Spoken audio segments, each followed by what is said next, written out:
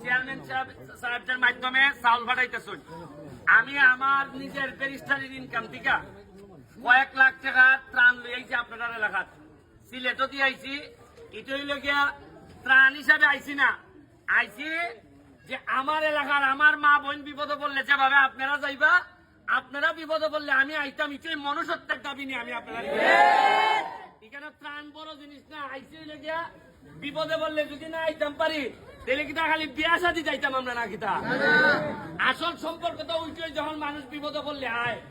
আজকে আমার সোনারঘাট মাধবপুর যদি বিপদে পড়ে আপনারা যাইতেন আমার লেগে, এতেই কিন্তু আত্মীয়তা তৈরি হয়। মানুষে আগে মনে করতো খালি বোন বিয়া দিলে বুঝি আত্মীয়তা হয়, জি না, খালি বোন বিয়া দিলে যেটা আত্মীয়তা হয় ইটা জামাই হলতে বোন দিয়ে পিঠে। বরং মানুষের দুঃসময়ে খারাইয়া যদি আত্মীয়তা হয়, এই যে আজকে আমি আইছি একটা আত্মীয়তা তৈরি হয়েছে না আপনার সাথে।